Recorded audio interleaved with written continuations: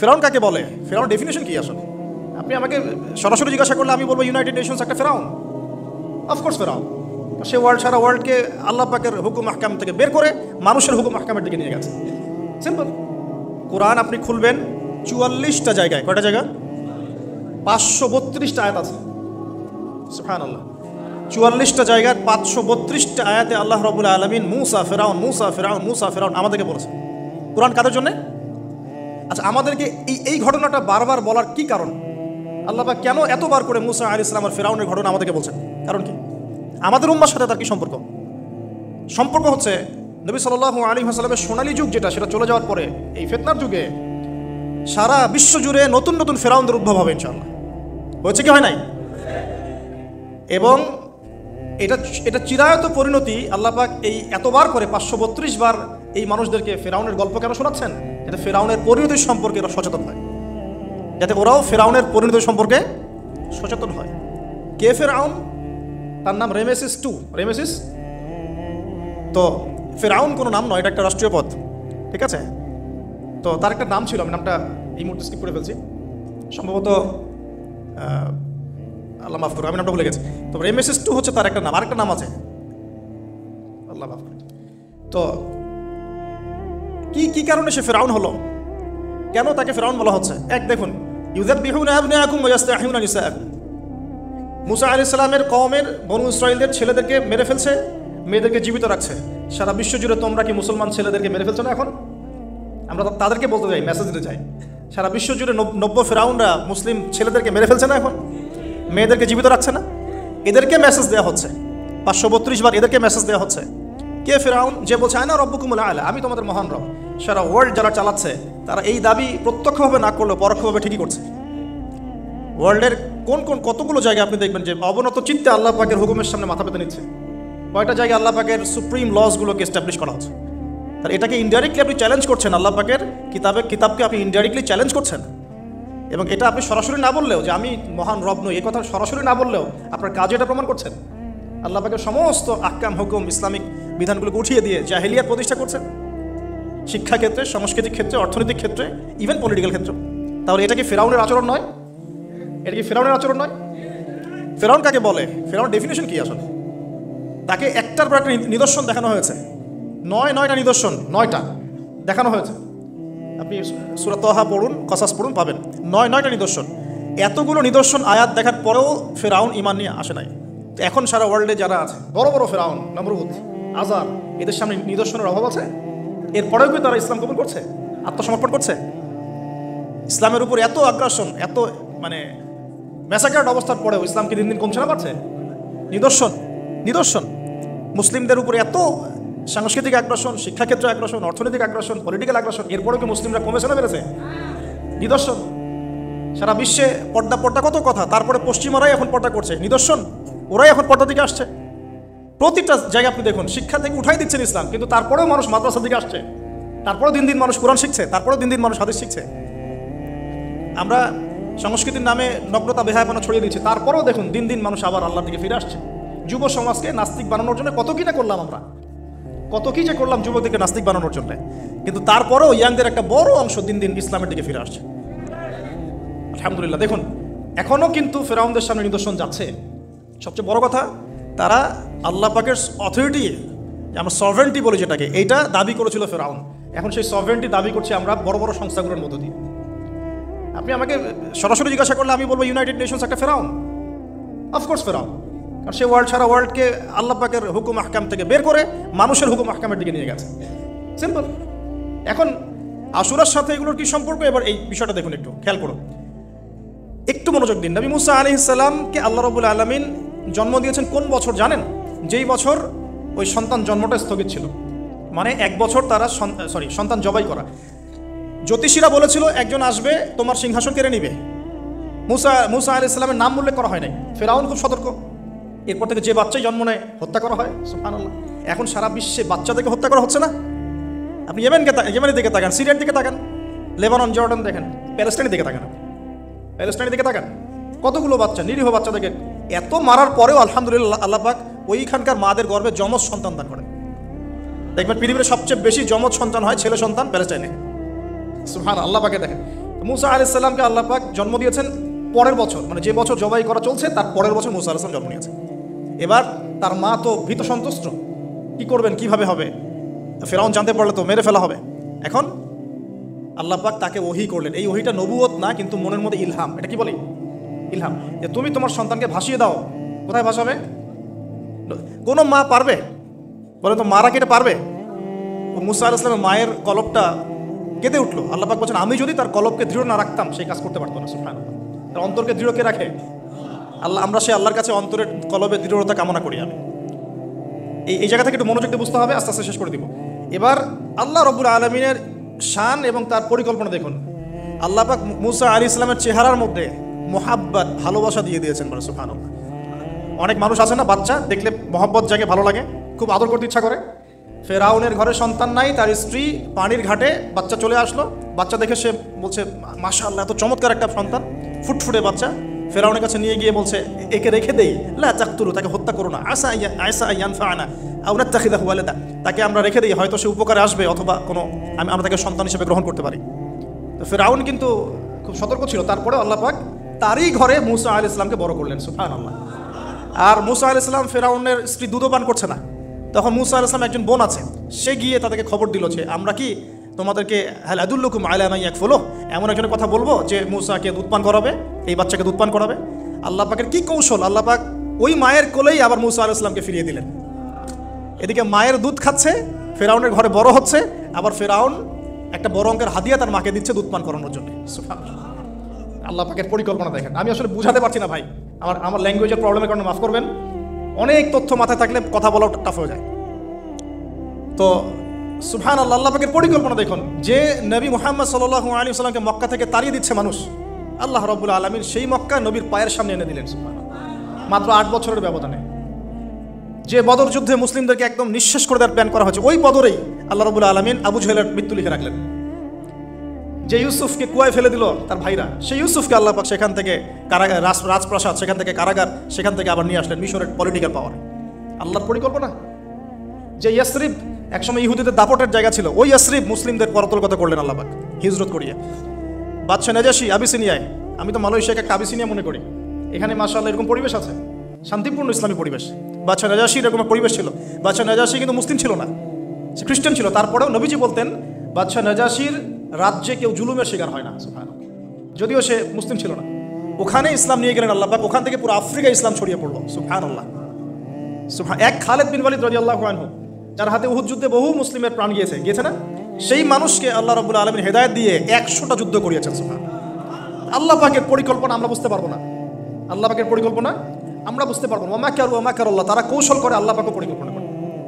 দেখেন এই যে প্যালেস্টাইনে এত সমস্যা করছে না, আল্লাহ পাকের কি পরিকল্পনা! সুবহানাল্লাহ। আল্লাহ পাক সমস্ত জিউসদেরকে ওইখানে একত্রিত করেছেন। কেন জানেন? কেন জানেন? আল্লাহ পাক এই যে 1914 থেকে নিয়ে 2023 এই যে সালগুলো চলছে, 100 বছর, লাস্ট 100 বছরে সারা ওয়ার্ল্ডের জিউসদেরকে ওখানে একত্রিত কেন করেছেন জানেন? যেইভাবে আল্লাহ পাক ফেরাউনের দলবলকে লোহিত সাগরে ডুবিয়ে দিয়েছেন, ওইভাবে আল্লাহ পাক প্যালেস্টাইনিদের সবাইকে ডুবাবে ইনশাআল্লাহ। এটাও আল্লাহ পাকের একটা বড় পরিকল্পনা। এটা ওরা বুঝতে পারছে না, কিন্তু সময় সাক্ষী দেবে ইনশাআল্লাহ। দেখে নিন, আমরা 100% হলফ করে বলতে পারি এটা হবেই ইনশাআল্লাহ। এই কারণেই লাস্ট এই যে অটোম্যানদের ডিফিটের পর থেকে নিয়ে 1970 থেকে নিয়ে যে first world war, second world war করতে করতে সব জায়গা থেকে জিউসদেরকে একত্রিত করেছে এখানে, বিকজ অফ লাস্ট একটা সর্বশেষ একটা ম্যাসাকার আল্লাহ পাক করবেন এদেরকে ইনশাআল্লাহ। কার হাতে? ঈসা আলাইহিস সালামের হাতে। আমাদের উম্মতের মধ্যে কে নেতৃত্ব দিবেন? ইমামুল মাহদি, যার নাম হবেন মুহাম্মদ। তার নাম কি? মুহাম্মদ। তার বাবার নাম আব্দুল্লাহ, তার মায়ের নাম হবে আমিনা। এটাও ক্লোজিং টাইম। এখন আসুন আল্লাহ পাকের কি পরিকল্পনা।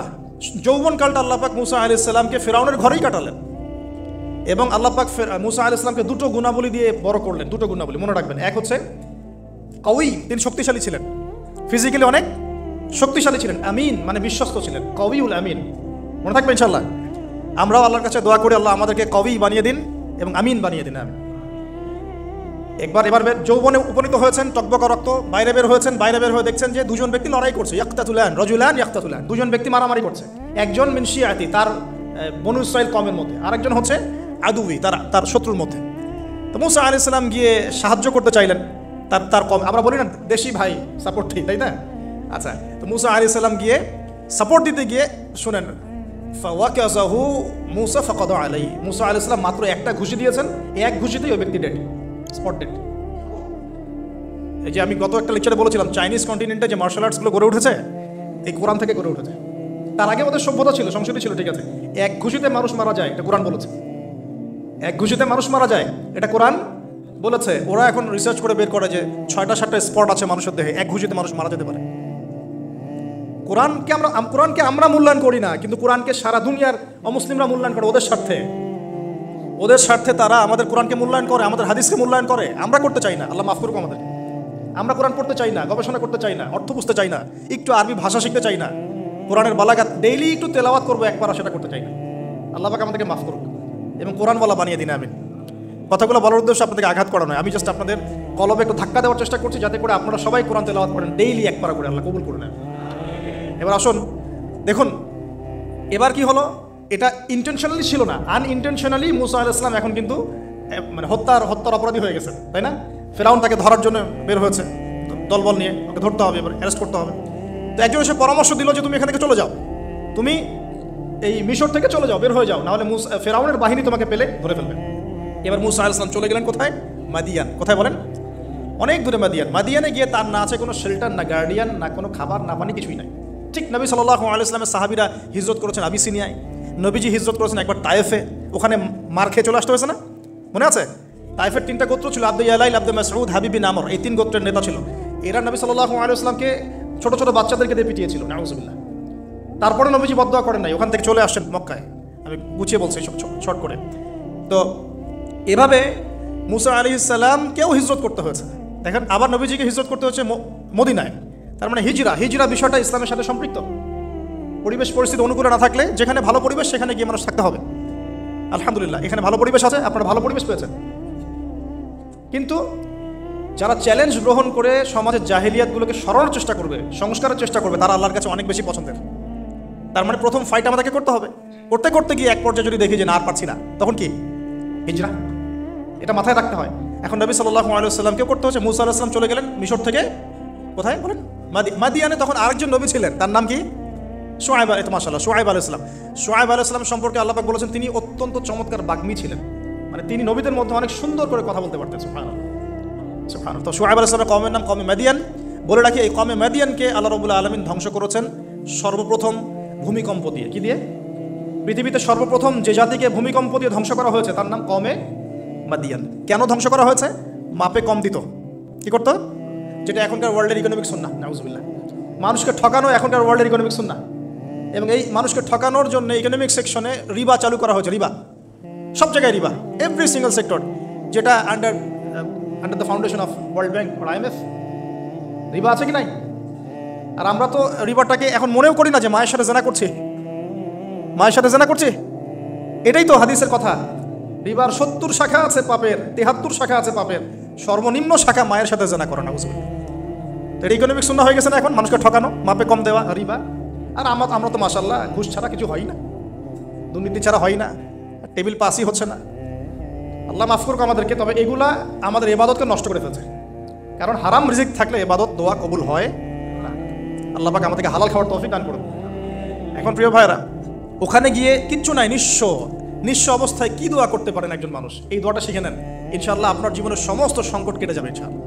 আমি নিজেও এই দোয়াটা বেশি বেশি করার চেষ্টা করি। দোয়াটা হচ্ছে, মূসা আলাইহিস সালাম একটা গাছের নিচে হেলান দিয়ে বসলেন, বসে দেখলেন দুজন মেয়ে দাঁড়িয়ে আছে দূরে, পানি নিতে পারছে না, লোকজন পানি নিয়ে যাচ্ছে, ওরা দাঁড়িয়ে আছে বেচারি। মূসা আলাইহিস সালাম গিয়ে বললেন কি সমস্যা আপনাদের? এটা নিয়ে আপনারা আবার মেয়েদের সাথে কথা বলার চেষ্টা করেন না, ঠিক আছে? তো মাহারাম গায়রা মাহারাম মেনে চলে। তারা বললেন যে আমাদের বাবা অনেক বৃদ্ধ মানুষ, আমরা পানি নিতে পারি না যতক্ষণ না আমাদের কম পানি নিয়ে চলে যায়। মূসা আলাইহিস সালাম একটু বললাম না ফিজিক্যালি খুব স্ট্রং ছিলেন, থাকে না বডি বিল্ডার, সামনে গিয়ে কথা বলে সরো পানি নিতে দাও, তখন মানুষ একটু মূল্যায়ন করে না। তো মূসা আলাইহিস সালাম এভাবে পানি নিয়ে দিলেন এবং বাছুদেরকে পানি পান করালেন, করিয়ে গাছের নিচে এসে বসে আছেন। বসে তিনি দোয়া করছেন, এই যে দোয়াটা তিনি দোয়া করছেন, রব্বি, একটা নেক কাজ করলেন না, মানুষের উপকার করলেন, নেক কাজ করে এসে গাছের নিচে বসে দোয়া করছেন, আল্লাহ এখানে তো আমার খাবার পানি বাসস্থান কিছুই নাই, আমি কি করব? রব্বি ইন্নী লিমা আনজালতা ইলাইয়া মিন খায়রিন ফাকির। রব্বি ইন্নী লিমা আনজালতা ইলাইয়া মিন খায়রিন ফাকির। আবার বলেন, রব্বি ইন্নী লিমা আনজালতা ইলাইয়া মিন খায়রিন ফাকির। অর্থ হচ্ছে, হে আল্লাহ, তুমি তোমার পক্ষ থেকে আমার উপরে যে নিয়ামতগুলো দিবে আমি এর জন্য ফকির হয়ে বসে আছি। অর্থ বুঝে পড়বেন ভাই, নামাজ রোজা হজ জাকাত যাই করেন আল্লাহর ওয়াস্তে অর্থ বুঝে পড়বেন। অর্থ বুঝে পড়লে আপনার ইবাদতের স্বাদ পাবেন, তৃপ্তি পাবেন, আল্লাহর সাথে কানেকশন হবে, আল্লাহর নূর পাবেন, মারেফত পাবেন, সত্য স্বপ্নও দেখবেন তখন ইনশাআল্লাহ। তখন শুয়ে শুয়ে সত্য স্বপ্ন দেখবেন ইনশাআল্লাহ। আল্লাহ পাক তৌফিক দান করলেন। এবার আল্লাহ পাকের সাহায্য নেমে আসলো, ওই দুই মেয়ের মধ্যে একজন হেঁটে হেঁটে চলে আসে। এবার এই মেয়ের হাঁটার সম্পর্কেও কোরআন কথা বলেছে, সুবহানাল্লাহ। এই মেয়ে কিভাবে হেঁটে এসেছে এই হাঁটার বর্ণনাও কোরআন দিয়েছে। কোরআন বলেছে এই মেয়ে হেঁটে আসছে লাজুক পায়ে। কি পায়ে? এখন আপনি এই পুরো ওয়ার্ল্ডের মেয়েদের হাঁটা দেখেন, লজ্জা আছে? তাহলে মেয়েদের সাথে লজ্জা একটা গভীর সম্পর্ক আছে। এই মেয়ের প্রশংসা আল্লাহ পাক কোরআনে করলেন, লাজুক পায়ে লাজুক ভঙ্গিতে অবনত নয়নে সে হেঁটে আসলো। এখন আপনি কেলে যান, গো টু খেল, আপনাদের টুইন টাওয়ারে যান, দেখেন সবার হাঁটা চলা দেখেন। হায়া লজ্জার কোনো বালাই আছে এখানে? আমি গত লেকচারে বলেছিলাম যে আদম আলাইহিস সালাম এবং হাওয়া আলাইহিস সালাম, ইবলিস তাদের সাথে প্রথম যে আচরণ করেছে ওই ফল খাওয়ানোর পরে, সেটা কি? তাদের গা থেকে পোশাক খুলে পড়ে গেছে। মানে নগ্ন করে দিয়েছে আমাদের পিতামাতাকে, মহাবিশ্ব নগ্ন করে দিয়েছে কে? ইবলিস। এখন এই পৃথিবীতে আমরা যারা নগ্নতার চর্চা করছি তার কার এজেন্ট আমরা বুঝতে বাকি আছে? আমার কথা কি বুঝতে পারছেন কিনা? এই কানেকশন মেলানোর চেষ্টা করেন, ডটসগুলো মেলানোর চেষ্টা করেন। সামনে যাই প্রিয় ভাই, এই মেয়ে এসে বলছে আমার বাবা আপনাকে ডাকেন, আমার বাবা আপনাকে ডাকছেন। তিনি গেলেন, বাবা শুআয়ব আলাইহিস সালাম। তখন এক বোন ইনডাইরেক্টলি বাবাকে বোঝাচ্ছে যে বিয়ে শাদী দিলে ভালো হয়। এক বোন বলছে যে আপনি তো তাকে পুরস্কৃত করতে চাচ্ছেন, তাহলে এরকম কবিউন আমিন একজন মানুষকে সবচেয়ে ভালোভাবে পুরস্কৃত করা যায় তার যথাযোগ্য প্রতিদান দেওয়ার মধ্য দিয়ে। তো মেয়ের ইশারা বাবা বুঝেছেন, তিনি নিজের এক মেয়ের সাথে মুসা আলাইহিস সালাম বিয়ে দিলেন, সুবহানাল্লাহ। তবে শর্ত দিলেন, দেন মোহর কি? মোহর তো নাই। মোহর কি এবার? মোহর হচ্ছে 8 বছর তোমাকে আমার ফার্মে কাজ করতে হবে। এটা আগেকার একটা স্টাইল ছিল, সুন্নাহ। এটা এখন নাই যদিও, আগে এরকম ছিল যে দেনমোহর দেওয়ার জন্য এই একটা পদ্ধতি ছিল। যেমন ইয়াকুব আলাইহিস সালামের ক্ষেত্রেও এরকম 7 বছরের কথা আসছে, তিনি 7 বছর তার শ্বশুরের ফার্মে কাজ করেছেন। এটা নতুন ছিল না ওই সময়, এটা কমন ছিল। এখন যেমন আমাদের দেশে কমন 10 লাখ টাকা মোহর হবে, 10,000 টাকা দিব, বাকিটা সব বাকি, তাই না? এরকম আর কি কমন কিছু বিষয় থাকে আর কি। আস্তাগফিরুল্লাহ, মাফ করো। বলবে বাসরাতে, বলবে আমাকে মাফ করে দাও। শুরুতেই নিজের গায়রথহীনতার পরিচয় দিল। আবার এদিকে শ্বশুরের কাছে মাশাআল্লাহ মোটা অঙ্কের ডোনেশন নিতে চাচ্ছে, যৌতুক। বিয়ে আমাদের ওখানে মাশাআল্লাহ মানে কেনা বেচা, মেয়ে বিক্রি করতেছে আর ছেলে কিনতেছে। এবার 8 বছর পূর্ণ করা হলো, তিনি আরও 2 বছর 10 বছর পূর্ণ করলেন। এই 10 বছরে মুসা আলাইহিস সালাম নবী পরিবেশ পেলেন, অভিভাবক পেলেন, স্ত্রী পেলেন, প্রেমময়ী সন্তান ইত্যাদি সব কিছু।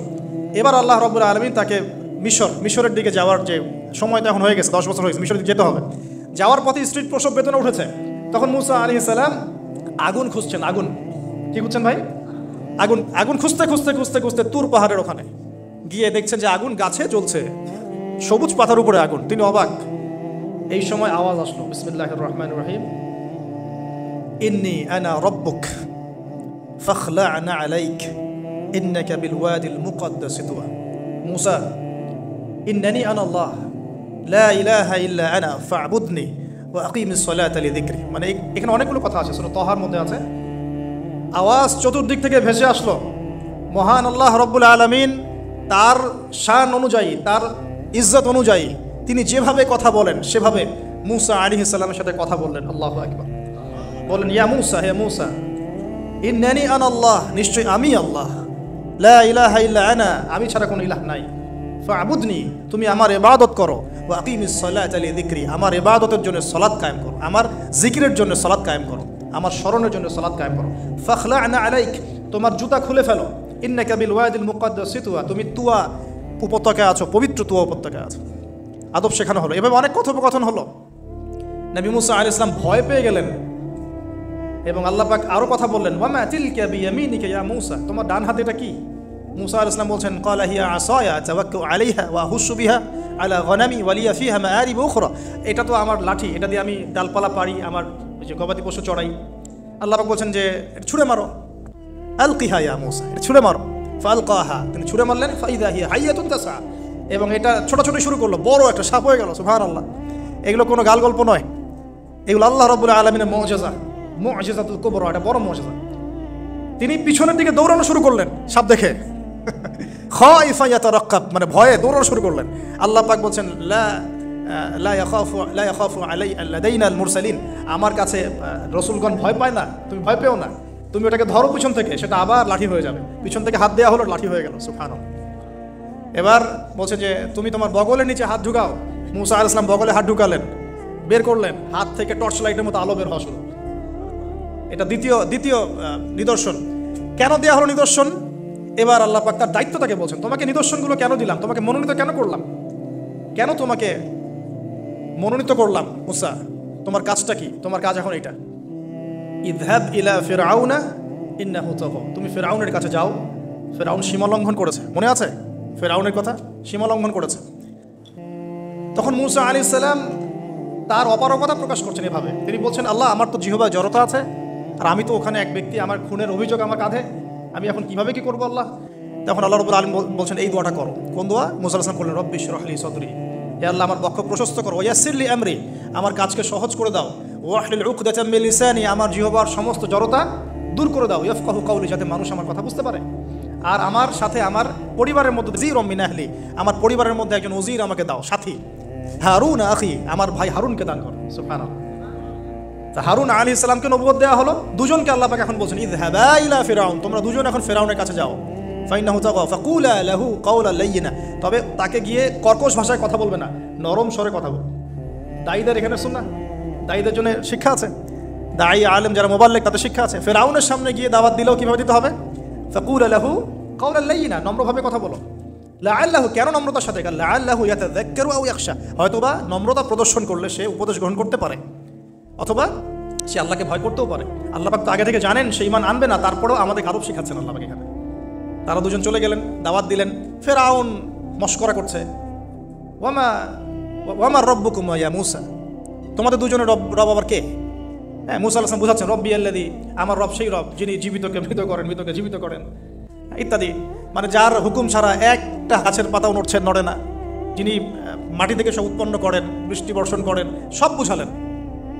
ফিরআউনের বক্তব্য তখন এটাই ছিল, তোমাদের কাছে কি কোনো নিদর্শন আছে, কোনো আয়াত নিদর্শন আছে? হ্যাঁ নিদর্শন আছে। কি? লাঠি ছুঁড়ে মারলেন, সাপ হয়ে গেল। এখন ফিরআউন বলছে এটা তো জাদু, এটা কি? আমার জাদুকররাও এটা পারে, জাদুকরটাকে ডেকে না হলো, জাদুকররাও লাঠি ছুঁড়ে মারলো, সাপ হয়ে যাচ্ছে। কিন্তু এই বড় সাপ ওদের সব সাপকে খেয়ে ফেলল। তখন ফিরআউন কিন্তু ভয় পেয়ে গিয়েছিল। এরপরেও এই যে হাত বের করে আলোর এই নিদর্শন দেখানো হলো, তাওহীদের দাওয়াত দেওয়া হলো, ফিরআউনকে ভয় করতে বলা হলো, ফিরআউনকে সতর্ক করা হলো যে আমার রব, আপনার রব, সবার রব হচ্ছেন আল্লাহ। সব কিছু বোঝানো হলো, কিন্তু ফিরআউন এই কোনো কথাই গ্রহণ করলো না। এরপরে সে বনু ইসরাঈলকে ডিভাইড অ্যান্ড রুল করলো। ডিভাইড অ্যান্ড রুল মানে ওদেরকে ভাগ করতো এবং রুল করতো, ঠিক যেটা এখনকার গ্লোবাল অ্যাফেয়ার্সে করা হচ্ছে। ডিভাইড অ্যান্ড রুল, আমাদেরকে তারা ভাগ করে দিয়েছে, আমাদের পুরো কমিউনিটি, গ্লোবাল মুসলিম কমিউনিটিকে তারা ভাগ করে দিয়েছে এবং রুল শাসন করছে। এবং কারো গায়ে আঘাত লাগলে আরেকজন গিয়ে সেই ব্যথা নিরসন করতে চায় না, বরং অপেক্ষা করে, আমার গায়ে তো আর আসে নাই, তার গায়ে আসছে। ঠিক আছে, ব্যাপারটা এটা শুধু গ্লোবাল অ্যাফেয়ার্স না, এটা সবখানে, একটা রাষ্ট্রের ভিতরেও ঢুকে গেছে। ওই ভাইকে বলছে বলুক, আমাকে তো আর কিছু বলে নাই, ওকে গায়েব করে ফেলুক, আমাকে তো আর কিছু করে নাই, ও ভিতরে গেছে, আমাকে তো কিছু বলে নাই। এই আচরণের কারণে আস্তে আস্তে আস্তে আস্তে মুসলিমদের শক্তি সব সংকুচিত হয়ে আসে। এটা নতুন কোনো বিষয় না, ফিরআউনের সুন্নত এটা, ডিভাইড অ্যান্ড রুল, যেটা ব্রিটিশরা করে গেছে সারা ওয়ার্ল্ডে। সুবহানাল্লাহ, দেখুন সব কিছু ওরা কোরআন থেকেই নিচ্ছে মনে হচ্ছে আমার কাছে। এখন একটা দুইটা না, 9টা পরীক্ষা ফিরআউনকে করা হলো। মুসা আলাইহিস সালাম যখন বলেন দোয়া করেন, তখন গজব উঠে যায়। ফিরআউন তখন এসে বলে যে ঠিক আছে তুমি দোয়া করো, তাহলে আমরা বনু ইসরাঈলকে ছেড়ে দিব। যখনই মুসা আলাইহিস সালাম দোয়া করে, গজব উঠে যায়, সে আর বনু ইসরাঈলকে ছাড়ে না। এখন এভাবে 9টার বর্ণনা আসছে। একবার আসছে পঙ্গপালের শাস্তি, একবার আসছে ব্যাঙের শাস্তি, একবার আসছে মহামারীর শাস্তি, একবার আসছে উকুনের শাস্তি, একবার রক্তের নদী। এরকম 9টা আযাব আল্লাহ পাক দিয়েছেন কাদেরকে? এই ফিরআউনের সম্প্রদায়। সর্বশেষ, আমি লম্বা করলাম না, সর্বশেষ যেটা হয়েছে, কারণ আমি কনক্লুশনে কিছু পয়েন্ট বলবো। সবশেষে যেটা হলো 20 বছর, কত বছর? প্রায় 20 বছর জুলুম করলো ফিরআউন দাওয়াত পাওয়ার পরে। প্রায় 20 বছর। দাওয়াত পাওয়ার আগের কথা তো বাদ, ইসলামের দাওয়াত পাওয়ার প্রায় 20টা বছর সে বনু ইসরাঈলকে এভাবেই টর্চার করতে থাকলো। 9টা নিদর্শন আসলো, কোনোটাই সে গ্রহণ করলো না। এবং সর্বশেষ তার কল ছিল যে আমি ছাড়া তোমাদের কোনো রব আছে এটা আমি জানি না, নাউযুবিল্লাহ। এবং সূরা নাবার মধ্যে আল্লাহ বলেছেন যে ফিরআউন বলেছিল আনা রব্বুকুমুল আ'লা, আমি তোমাদের মহান রব, নাউযুবিল্লাহ। এই ছিল ফিরআউনের শেষ স্টেটমেন্ট। এবার মুসা আলাইহিস সালাম বনু ইসরাইলকে নিয়ে চলে যাচ্ছেন মিশর থেকে। ফেরাউন দল বলে ধাওয়া করছে, সামনে সাগর আর পিছনে ফেরাউনের বাহিনী। মুসা আলাইহিস সালাম এখানে বনু ইসরাইলকে নিয়ে একটা রিম রক বলি আমরা, যেটা পাহাড়ে উঠতে সামনেও যেতে না পারে পিছনেও যেতে না পারে, এরকম একটা অবস্থা। এই সময় মুসা আলাইহিস সালামের গোত্রের কিছু মানুষ বলেছিল যে ইয়া মুসা ইন্না লামুদরাকুন, হে মুসা আমরা তো ধরা পড়ে গেলাম, আমরা মনে হয় ধরা পড়ে গেলাম। এই অবস্থাতে মুসা আলাইহিস সালাম বলেছিলেন, একটু বোঝার চেষ্টা করেন, পিছনে ফেরাউনের বিশাল বাহিনী, সামনে সমুদ্র, যাওয়ার কোনো জায়গা নাই, একদম কোনো জায়গা নেই, খালি চোখে কোনো জায়গা দেখা যাচ্ছে না। ওই সময় খালি চোখে বাহ্যিক চোখ দিয়ে কোনো উপায় দেখা যাচ্ছে না, বাহ্যিক চোখে ওই সময় কোনো উপায় দেখা যাচ্ছে না নিষ্কৃতির, নাজাতের। ঠিক এখন সারা ওয়ার্ল্ডে বাহ্যিক চোখে মুসলিমদের নাজাতের কোনো পথ দেখা যাচ্ছে না। বাহ্যিক চোখ দিয়ে কি করবে মুসলিমরা? খালি পড়াশোনা করবে, না কমিউনিটি করবে, না জিহাদ করবে, নাকি তাগুতের এগেনস্টে লড়বে? কি করবে মুসলিমরা? নাকি সারাদিন বসে বসে মসজিদে তাসবিহ টিপবে, নামাজি পড়বে? কি করবে মুসলিমরা? বাহ্যিক চোখ দিয়ে এখানেও কোনো ফয়সালা দেখা যাচ্ছে না। তখন আল্লাহ রাব্বুল আলামিন মুসা আলাইহিস সালামকে একটা পরীক্ষাও নিলেন। একজন বলছে ইন্না লামুদরাকুন, আমরা ধরা পড়ে গিয়েছে। মুসা আলাইহিস সালাম তখন বলছেন দৃঢ় চিত্তে, কাল্লা কাল্লা, কখনো না, ইন্না রব্বি মাইয়া সাইয়াহদিন, নিশ্চয়ই আমার রব আমার সাথে আছেন, তিনি আমাকে পথ দেখাবেন। সুবহানাল্লাহ। আজকেও মুসলিমদের সারা ওয়ার্ল্ড ওয়াইড এই চেতনাই থাকা উচিত যে কাল্লা, কখনো না, আল্লাহ ইন্না রব্বুনা মা'না, নিশ্চয়ই আমাদের রব আমাদের সাথে আছেন, তিনি আমাদেরকে পথ দেখাবেন ইনশাআল্লাহ। এই সাহায্য নেমে আসতো মুসা আলাইহিস সালামের কাছে। কি সাহায্য? লাঠি ছুঁড়ে মারো, 12টা, একটা দুইটা 12টা রাস্তা হয়েছে, সাগর ভাগ হয়েছে। আল্লাহ পাক তওবা কবুল করলেন না। আল্লাহ পাক বললেন আল আন, এখন, আল আন, এখন, আল আন, এখন, লাকাদ আসাইতা মিন ক্বাবল, এর পূর্বে তুমি তো সারা জীবন আমার অবাধ্যতা করে গিয়েছো। আজকে কি করব শোনো, আল ইয়াউমা নুনাজ্জিকা বিবাদানিক, আজকে তো আমি তোমাকে ক্ষমা করছি না, বরং আজকে থেকে আমি তোমার এই যে বডি, তোমার দেহ বাদান, এটাকে প্রিজার্ভ করব, সংরক্ষণ করব। কেন তোমার দেহটাকে আমি সংরক্ষণ করলাম? আল ইয়াউমা নুনাজ্জিকা বিবাদানিকা, তোমার দেহটাকে আজকে আমি প্রিজার্ভ করে রাখবো। কেন? লিতাকুনা লিমান খালফাকা আয়া, তোমার এই যে ডেথ, এর পরে যত ফেরাউন পৃথিবীতে আসবে, তোমার মতো যত মানুষ পৃথিবীতে আসবে, তাদের সবার জন্য তুমি হবে নিদর্শন, আইডল। তাহলে ফেরাউনের বডিটাকে প্রিজার্ভ করা হচ্ছে কেন ভাই? যাতে ফেরাউনি চরিত্র যাদের মধ্যে আছে তাদেরকে আল্লাহ পাক এর মধ্য দিয়ে শিক্ষা দিতে পারে, জাস্ট এতটুকু। এছাড়া কোনো কারণ আছে? এটা কি আমাদের দেখার কোনো বিষয়? বরকত আছে কোনো? সুবহানাল্লাহ।